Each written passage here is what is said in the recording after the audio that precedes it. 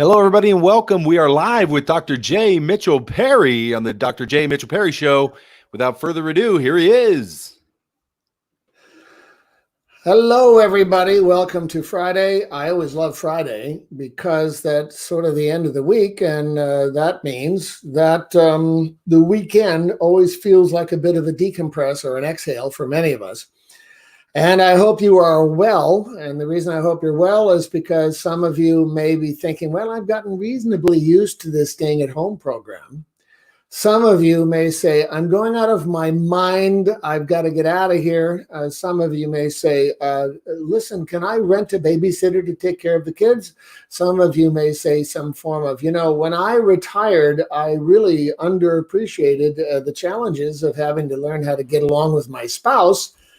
And now that I have to be home all the time, boy, I really underappreciated that. And some people say, I'm really loving this. So it's all over the board in terms of how you're handling this quarantine thing. And I encourage you to capitalize on what's good. Keep taking initiative to be busy and do projects or exercise or dancing or whatever it is you want to do while you're at home. Make sure that some of your time is spent closely and intimately with the people in your family, and work on some new skills and some new initiatives, all of which could be called common sense. And as you well know, common sense is very uncommon. So today is a subject matter that I think is going to resonate with most of you out there. And this is called Learn to Say No. Learn to say no. What I find what's really curious is how many of us out there have real trouble saying no. Now, of course, there's some people out there that want to say no immediately about anything. Would you like some coffee? No. Would you like a grilled cheese sandwich? No. Do you like this color? No.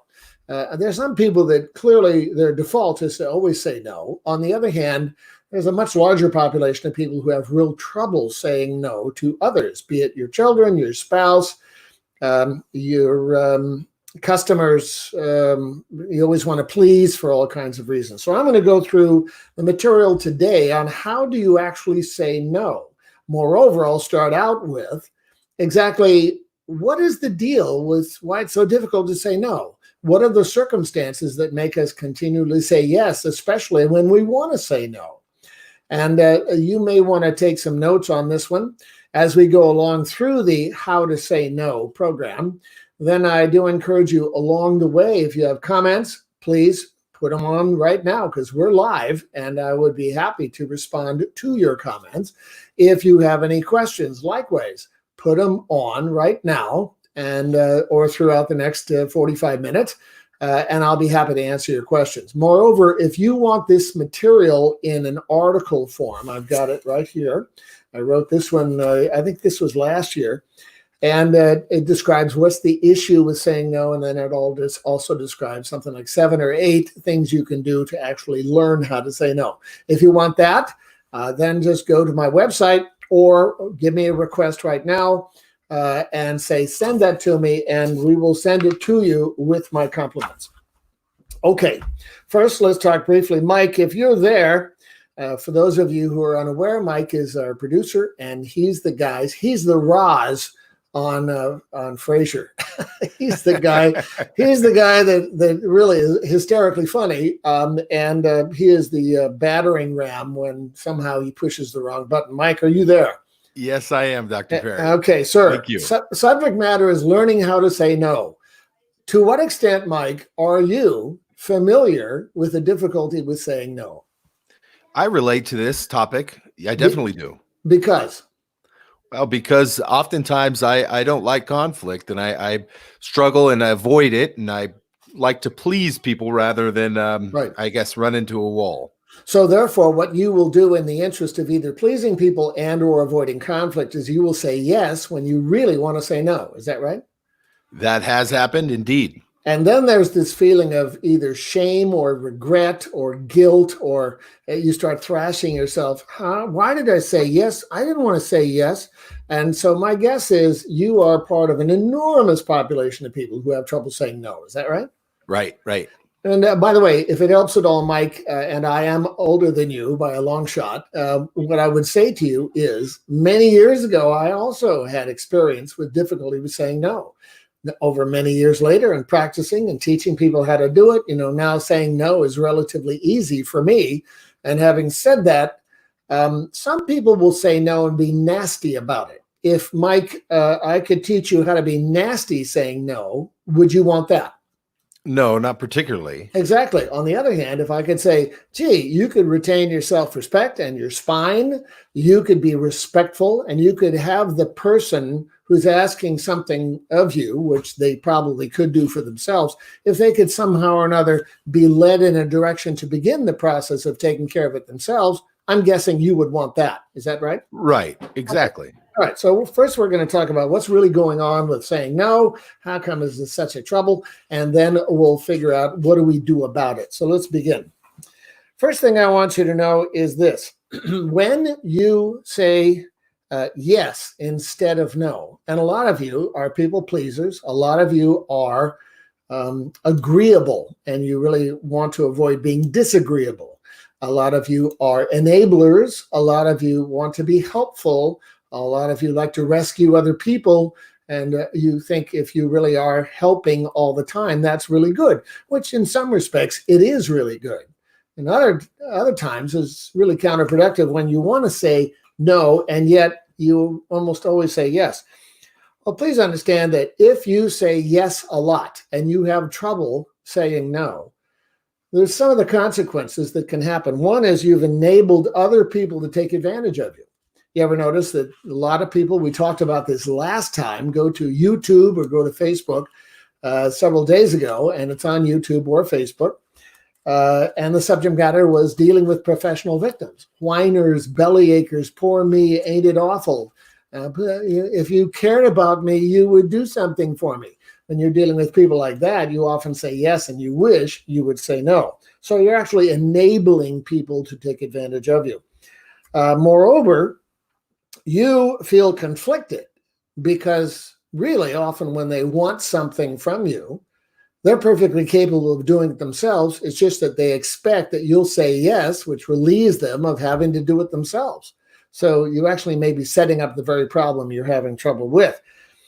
Very often, you have a gut feel when you say no that saying yes was the wrong thing to say, and yet you said yes anyway. Do you know about that one, Mike? Yeah, I've done that. Yeah, it's a form of, oh, while I'm at it, I want this too. And oh, by the way, I'd like you to do this too. I've lost count of all the people I've worked with on a clinical basis where I'm saying some form of, every time you say yes and keep saying yes, do you ever notice they keep asking for more? How about that one, Mike? You say yes, they ask for more. You say yes, they ask for even more. You say yes. Do you ever notice they almost always keep asking for more? Yeah, it's tiresome. It seems like you give an inch and sometimes they take a mile. Exactly right. So, and the reason they take a mile is because you keep saying yes. Actually, you're enabling them to continue to say yes, where you're under the illusion they will say, oh, thank you, that's enough. I don't need any more now. Do they ever say that? No, not particularly. No. Okay. So, what's really popular now among younger people is the what have you done for me lately behavior. And a lot of people who really want to be rescued or attended to or somehow feel entitled or deserving very often will do that. So here's some examples of how you may have trouble saying no and the results of that. Let's talk about millennials, a whole bunch of millennials. In my view, now millennials are in their late 20s and middle 30s. A whole bunch of millennials were told for many years, first off, you're all perfect and wonderful, and let's get a graduation event for kindergarten, and let's make sure that everybody's a winner and everybody gets a trophy for showing up. And once the spread between the score in our game is a little bit too wide, therefore my team is doing poorly, let's just stop keeping score. And all that kind of you're wonderful and perfect, which has allowed millennials to grow up and feel like they're supposed to start at the top And if they get a bad grade, then they have to call their parents to call the teacher or the dean or whoever to change the grade.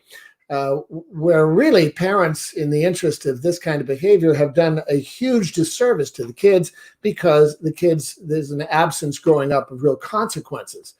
And therefore, losing is actually part of life. And when they're insulated from ever having to lose, then you have a bunch of kids that are very dependent. So parents complain, for example, to college professors if their child's grades are poor. Parents sit in on hiring interviews to make sure that they get the employer to get the child to get the job. What's fascinating is how many kids today, particularly baby boomer parents, this came on USA Today a while ago, 80% of baby boomer parents. Now, I'm a baby boomer, and so my age is the age where a whole bunch of people either are already retired or thinking they'll retire soon. Well, if 80% of us are still paying for our children, somehow or another, we have trouble saying no. A lot of kids are being subsidized by their parents. Parents, for example, as you know, if you've been familiar with the news, you know that parents have lately been caught attempting to bribe universities to gain admission for their children. And whatever happened to excellence in doing it yourself? And if, by the way, you get turned down by the university, well, then there are plenty of other universities who might take you. On the other hand, if you're so consistently attracted to the status, then your need to get the status of the diploma might be bigger than your need to learn anything. We also know many people who are on welfare would rather whine about being dependent and remain that way than take responsibility for themselves. How about this? Your sibling wants you to keep giving him or her money, and you keep doing it. Your sibling is having a tough time, wants money from you, you feel guilty, you give them money, and then they want more of it and more of it, which of course enables them to avoid ever growing up. How about this one? Your older parent continues to whine about their woes and makes you feel guilty, so you rescue them with money or time or attention or something like that.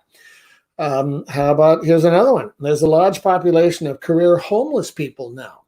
If you look at Seattle and Portland and San Francisco and Los Angeles and many other places, colossal population of people who are homeless. Now, certainly some people are affected profoundly by drugs. Some people have some very profound psychological problems. There's also a large amount of people who think this is a great deal. All I can do is just be homeless, and then I can whine about it, and then I can say people ought to be doing something for me. Somebody has to be held accountable. It's just that most homeless people think it's completely unnecessary to do whatever they can to be by far more responsible for themselves. And so we keep over-accommodating people all the time without holding them accountable. How about this? You keep over-accommodating, you keep saying yes to a friend because you keep believing they will somehow grow up, say thank you, and pay you back. How about that one? Or they keep wanting to borrow money. You keep saying yes. Do they ever pay it back? Mike, you know this circumstance. I'm sure either personally or you know people in your network where they keep responding to some family member, give them money with the illusion it's a loan, and then they never pay you back. Yeah. Just about every time that's the result of that. So one way of looking at it is to say, look, if you must give a family member or a friend or somebody some money, you might as well just figure it a gift because you're unlikely to get paid back. Or you just simply say no, which of course takes practice. Let's do another one here. Oh, this is called the go-between. I've dealt with this countless times. There's a child who has a fighting relationship with dad. Let's try that one. And the mother wants to keep peace and somehow make it better. So the mother is a self-appointed peacekeeper. Sometimes it's the father. In this case, let's say a child is having trouble with dad. So the mother enters either voluntarily or is the daughter, let's say, who has trouble with dad. The daughter whines to mother and says, "Why does dad do this to me?" So then the mother, who wants to help, says, "Okay," and becomes the go-between. So now the mother is trying to play referee between daughter and father. And the mother, however well intended, is only making it worse, because if mom plays go-between and says yes, then father and daughter are perpetually prevented from ever having to work like adults around each other. So it's interesting how often the go-between, in my business, we call it the pathological go-between. The moment you volunteer to get in between people who have trouble getting along with each other, then of course it only makes it worse, which means, of course, the go-between actually wants to help and often will say, "Yes, I'll help," which is another reason why interventions rarely, if ever, work.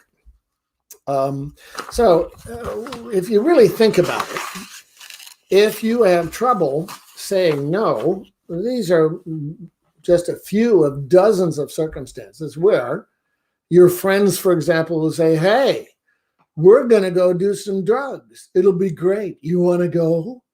And you, because you want to get fit in, or you, because you want to be nice, or you want to be cool, you want to be hip, you say, "Sure, okay.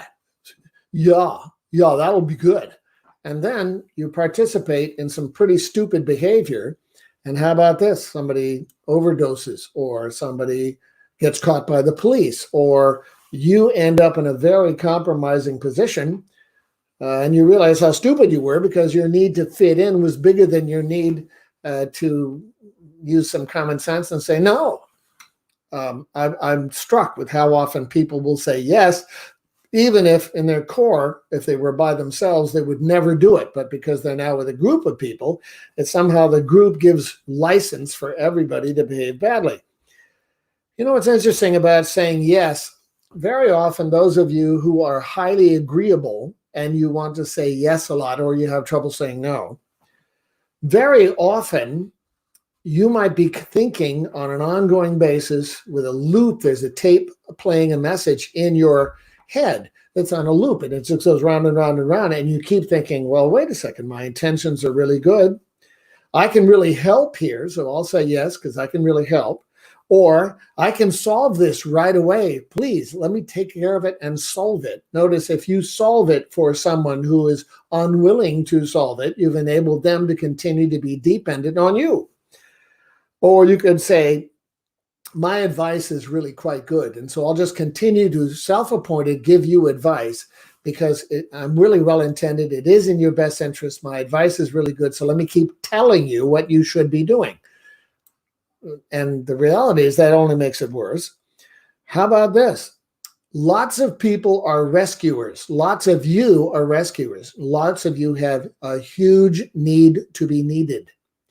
If you have a huge need to be needed, you might con yourself into thinking trying to help somebody out all the time is really good because you can help them. On the other hand, if you try to help somebody else self-appointed all the time, you'll notice they resist routinely whatever help you're trying to offer. Well, what you may realize, if you need to rescue people all the time, therefore you're essentially saying, "Yes, I can help you," then you will notice they keep resisting, and you have your need to be needed is now starved. So if you're a chronic rescuer and you think you can fix or help people on your own initiative, you may notice that your need to rescue them is bigger than they're interested in being rescued, which means you're rescuing them in the interest of feeding your need to be needed, which of course suggests, if you have a need to be needed, that would therefore suggest you're really concerned and wondering, perhaps afraid, that without you rescuing them, they wouldn't want you or need you. So you're enabling you to remain hostage to try to fix these people who refuse to be fixed. Sometimes you want to please for the same reason. You really want to please them, which is very, very common, and I'm certainly aware of that one. Sometimes you will say yes all the time because you really want to gain approval. Your need for approval and being popular is bigger than your need to be respected. So therefore, if you're going to compromise your need to be respected so you can get popular or you can get some form of affirmation, some kind of reinforcement, then that would therefore suggest that your need to be popular and being liked is more than your need to be respected. And now you got to ask yourself a question, which has a longer shelf life, being popular or being respected? Well, obviously it's being respected. And yet, if you compromise your own standards in the interest of being liked, then you're going to say yes all the time. So now what you got to do is say to yourself is, how is it that being popular and having people pleased by you, being liked, is so important to you? Then think about, is that really such a good thing? If you really think about that. Because the reality is, when it comes to wanting to be popular or wanting to please, all that kind of stuff, there's some really good things about that. On the other hand, if you're overdoing it, where you have real trouble saying no, then that would suggest you're going to say yes when you really want to say no. And when you do say yes, when you really want to say no, then you're enabling whoever it is to get what they want while they want more from you, and or you feel manipulated. So therefore, I encourage you to start thinking about, before I give you what you can do now about learning how to say no, I'd like you to think about how much of any of these are perhaps reflective of your state of mind at present. One is, I want to please, I want to gain approval, and I want to be popular. I want to please, I want to gain approval, and I want to be popular. Now, if your children, for example, are in adolescence, if they're in teenage years, then you know your children have most of your children have a huge need to be gaining approval, to fit in, to be popular, to be part of the good kids or the cool kids. And so therefore, your children in adolescence have real concern about, do they look identical to everybody else? They will check with each other before the event, and they'll say, what are you going to wear? I don't know. What are you going to wear? And you go to the mall, for example, and you'll see a bunch of adolescent girls or boys wearing the same outfits, because, of course, they have to fit in, which is why they're so hostage to their need for being popular and gaining approval. So, one, do you need to please and gain approval from everybody all the time? Two, do you want to avoid disapproval or disappointment or criticism from them? One is, you either want to gain approval. Two is, you want to avoid disapproval or criticism or some form of being excommunicated by them. And some of you, of course, might want both. Next is, do you want to avoid the constant concern that unless you please them, unless you get approval from them, then they're going to reject you? Meaning your need to be hostage to their approval is so strong that you're now afraid that without pleasing them, you're going to be rejected if you were to say no. Think about that. Next one, could you believe that you're only valuable to others when you help them, rescue them, and prove that you are worthy of their love, appreciation, and regard? Do you truly believe that the only way that they will accept you and embrace you is directly proportional to how much you're serving them? That's very common and, of course, often quite insane. And then the last one, and perhaps the most popular one, is, do you hate conflict and disappointing others? That's really big. A lot of people hate conflict, hate it. And so therefore, they're just going to give in or accommodate or do whatever they need to do because they hate disappointing people, or they hate the potential of often getting some conflict or criticism. Sometimes you will see you have enabled your children to be very disrespectful to you because they're whining, I want this, I want that. You say no, they keep it up. No, but I do. Why can't I have it? I want it. I want it. And you should give it to me. I don't understand. It's not fair. All that kind of stuff. Well, you'll notice your kids have learned, because of you and your behavior, your kids have learned, well, if I just continue to keep demanding and whining and throwing a temper tantrum, then mom and or dad will just give in. All right, I'll say yes, because that will shut you up. And so notice very often you've enabled your children to be more disrespectful and more demanding, because if they just keep up enough belly aching about it, you're going to finally give in and say, okay. And we've all done that to some degree or another. And we know we feel manipulated, and we also know we've enabled the children to keep behaving that way. And then we say, and I just couldn't take it anymore. Mike, if you know what I'm talking about, you have small kids. To what extent have you experienced the program where the kids say, I want this? You'll say no. And then they just keep it up until finally you give in. Is that right? Unfortunately, that happens often. Yeah, you realize that's their mother's problem. You know that. Well, it's a tough problem. They wear us down. Yeah, exactly right. What's also interesting is a lot of us do self-sacrifice. We do some form of, never mind, I'll take the heat, I'll take the hit. Never mind, if you just will do this, then I'll take responsibility. And that's a form of having trouble saying no at the same time. So, Mike, before I go any further, and I've just talked a little bit about what is going on with your troubles with saying no, what of all that material got your attention so far? Well, I think I relate to most of it. I don't like conflict, and I like helping people and being needed. So those really resonate. Yeah. Well, really, Mike, if you cared about me at all, you would do more for me. You like that? Yeah. It's an interesting spin. Yeah, I love that. If you loved me, if you cared about me, if you were even remotely a dedicated professional, then you would do this. I love that. I've gotten that in my family of origin. I got a whole bunch of that. If you cared, if you loved me, then you would. And over many, many years of learning some new responses, one of my favorites is when somebody says, if you left me, you would do this. Then the answer that I like is, I thought about it carefully and I don't love you. Okay. So here's what you can do if you want to learn how to say no. By the way, I encourage you once again, if you got some comments, write them right now. We are live. Moreover, if you got some questions, write them right now, and we are live. Or you can write me comments or questions, and it'll be forwarded to me. I'd love to know what you have to say about this material, and then I can read them later. Okay, here we go. Number 1, write this down. If you want to learn how to say no, then just simply say no. Well, could I have this? No.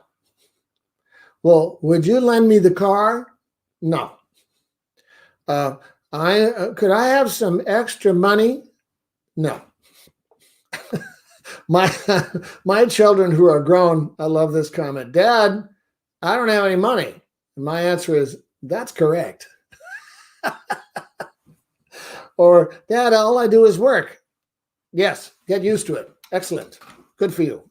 So what's interesting is if you just simply say no and road test it, and you realize you've had trouble saying no because somehow or another you feel guilty or pressured or unloved, or they're going to be critical of you or put up a fuss or whatever it is. If you actually road test just simply saying no without getting all no, because you have to understand why, no, you just simply say no. And then they may say, but that's not fair. And the answer is, that's correct.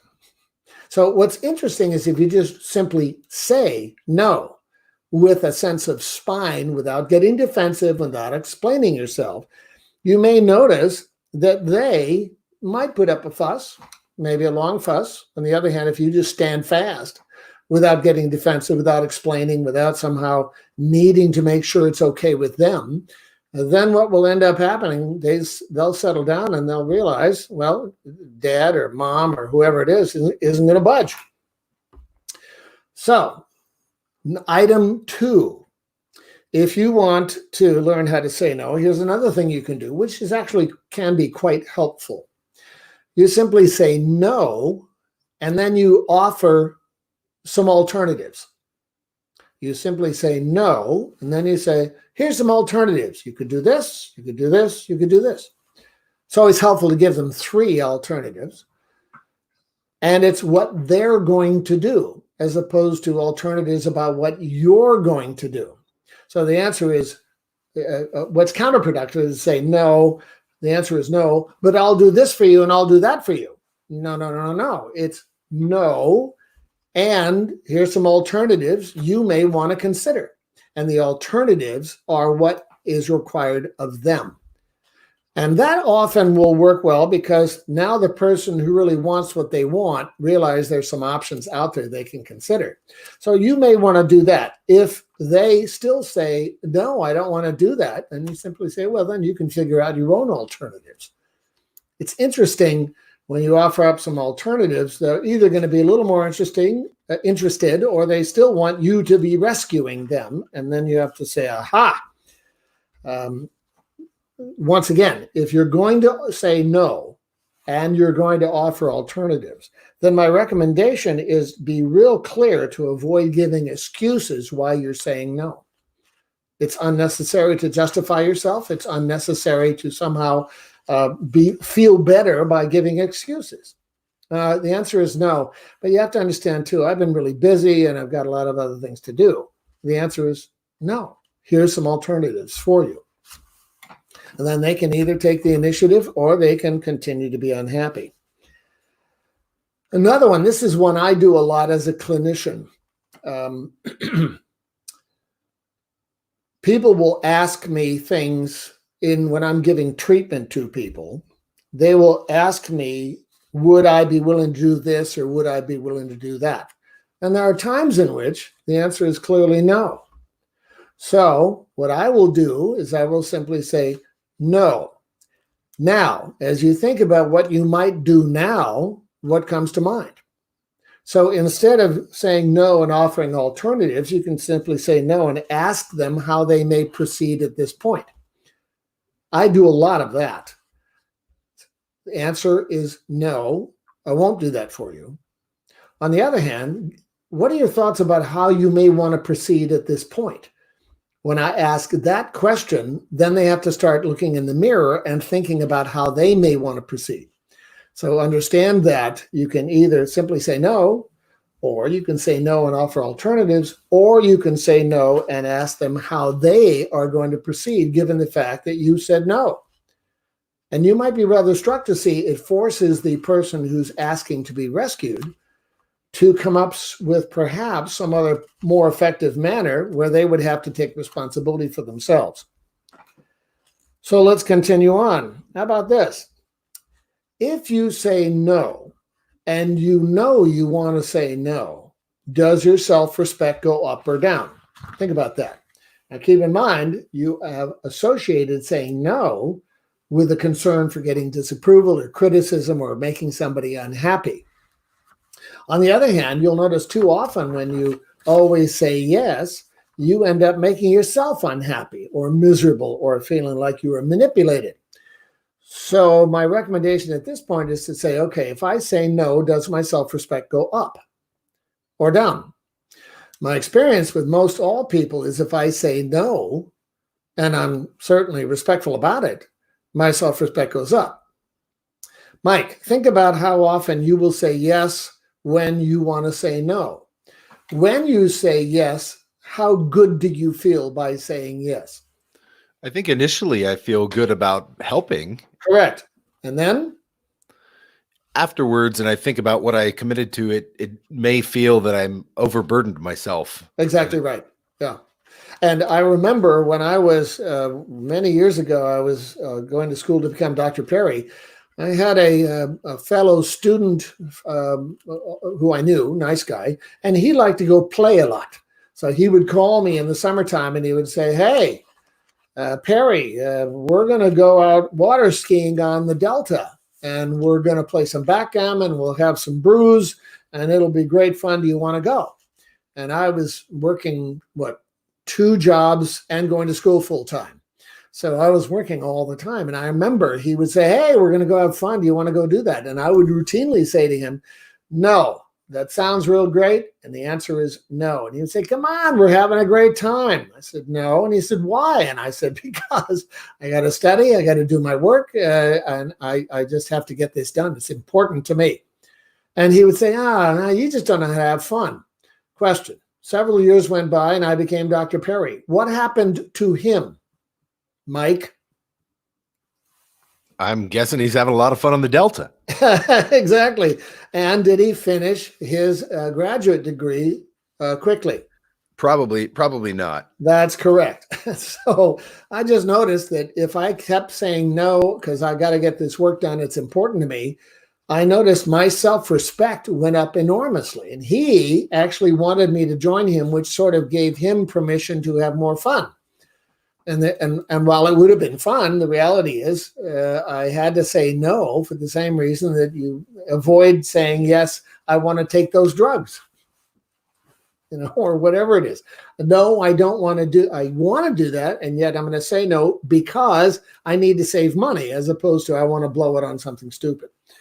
So you may want to ask yourself a few questions here. How important is it for you to be liked? Because liked and being popular is almost always temporary. Liked and being popular is kind of like fashion.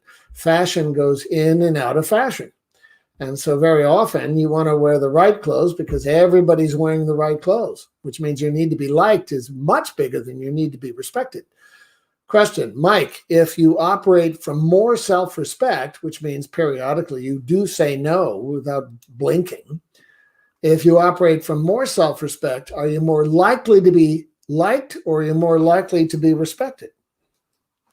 Well, I think you're more likely to be both, but the respect is the key. So what lasts longer, being liked or being respected? The respect. There you go.